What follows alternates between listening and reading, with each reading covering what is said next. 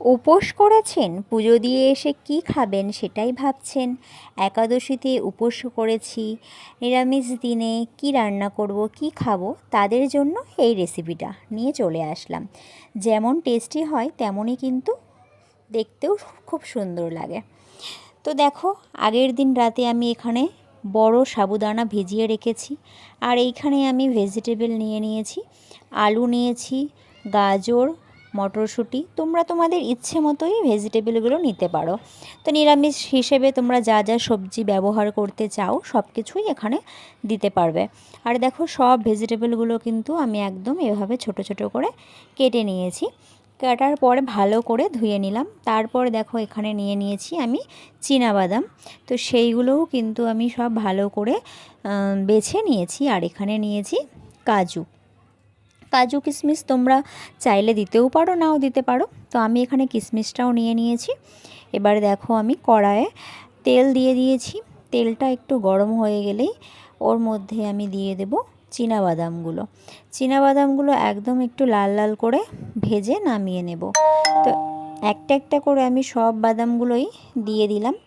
বাদামগুলো দেওয়ার পর সুন্দর করে বাদামগুলো ভেজে নিয়ে নামিয়ে নিয়েছি। আর সেই তেলের মধ্যেই দিয়ে দিয়েছিলাম ভেজিটেবলগুলো। ভেজিটেবলটা দেওয়ার পর একটু দিয়ে দিলাম লবণ পরিমাণ মতো, দিলাম হলুদ পরিমাণ মতো। লবণ হলুদ দিয়ে ভেজিটেবলগুলো ভালো করে একদম লাল লাল করে ফ্রাই করে নিতে হবে, যাতে সেদ্ধ হয়ে যায় সেটাও দেখতে হবে। তো সেদ্ধ হয়ে যাওয়ার মতো করে একদম লাল লাল করে ফ্রাই করে নিতে হবে। তো দেখো, এখানে আমি ভেজিটেবলগুলো অনেকটাই নরম হয়ে এসেছে, একটু ঢাকা দিয়ে দিলাম সেদ্ধ হওয়ার জন্য। কিছুক্ষণ পর আবার চলে আসলাম। দেখো, ভেজিটেবলগুলো একদম ভাজা হয়ে গেছে। এবার আমি এইগুলোকে নামিয়ে নেব। সেদ্ধও দেখো হয়ে গেছে, একদম খুব সুন্দরভাবেই সেদ্ধটা হয়ে গেছে।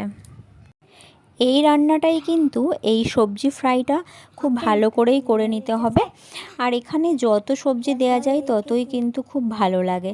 আর দেখো, এখানে আমি সাবুদানাগুলোকে ভালো করে জল ঝরিয়ে নিয়েছিলাম, নিয়ে তারপর একদম সবজিগুলোর মধ্যে দিয়ে দিয়েছি।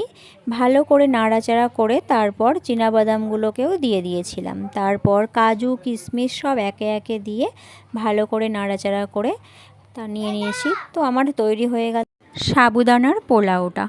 তো ভালো লাগলে অবশ্যই একটা লাইক কমেন্ট শেয়ার করে দিও। আর আমার চ্যানেলের সাথে থাকার জন্য চ্যানেলটাকে সাবস্ক্রাইব করে পাশে থাকো নতুন নতুন ভিডিওর জন্য। টাটা।